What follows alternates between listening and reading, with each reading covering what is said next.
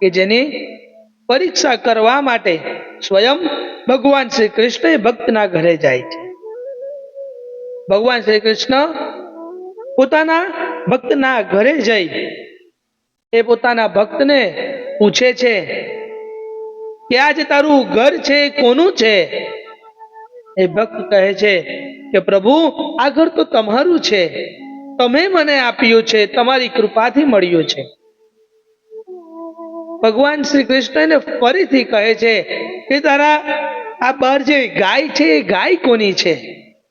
ભક્ત કહે છે કે પ્રભુ આ ગાય પણ તમારી છે.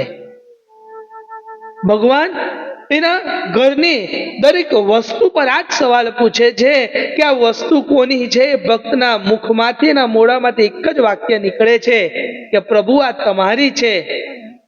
અહીંયા સુધી કે ભક્ત ના ઘરના જે કઈ વ્યક્તિ હતા ભગવાન શ્રી કૃષ્ણ એના વિશે પણ પૂછે છે કે આ વ્યક્તિ કોનું છે? ત્યારે ભક્ત કહે છે કે પ્રભુ આ વ્યક્તિ પણ તમારું છે. ભગવાન એટલું પૂછી રાખે છે કે આજે તું જ્યારે તારા શરીરમાં જે આત્મા છે આ આત્મા કોની છે? આ શરીર કોનું છે? ત્યારે ભગવાન ને ભક્ત કહે છે કે હે શ્રી કૃષ્ણ આ શરીર આ આત્મા એ બધું તમારું જ છે.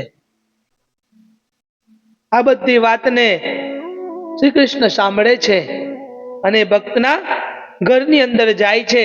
ઘરની અંદર એના પૂજાનો કક્ષ હતો, પૂજાનો રૂમ હતો, પૂજાનું મંદિર હતું.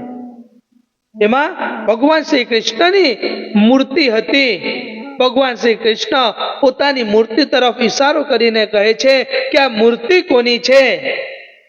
ત્યારે તમે એ ભક્તિની પરાકાષ્ઠા જુઓ. ત્યાં બોલવા ભગવાન શ્રી કૃષ્ણ જેમ બોલે છે તેમે ભક્તની આંખમાંથી આંસુ પડવા લાગે છે અને ભક્ત કહે છે કે પ્રભુ આ બધી વસ્તુ તમારી છે, પણ આ સંસારમાં માત્ર એક વસ્તુ જ મારી છે. પ્રભુ ખાલી તમે મારા છે. ભગવાનની જેમ આ વાત ભગવાન સાંભળે છે તેમ ભગવાનને પણ મનમાં થવા લાગે છે કે આજ મારો સાચો ભક્ત છે. અને ભગવાન શ્રી કૃષ્ણ એ ભક્તને વરદાન આપે છે અને એને પોતાના મૃત્યુ પછી વૈકુંઠમાં વાસ કરાવે છે. કથા નાની છે પણ આ કથા પછાડી નો ભાવ એ જ હોવો જોઈએ કે ભગવદ્ ગીતામાં પણ ભગવાન શ્રી કૃષ્ણ કહે છે કે જો તને હું જોઈતો હોય તો તું આ સંસારને છોડી દે, અને જો તને સંસાર જોઈતો હોય તો મને ભૂલી જા.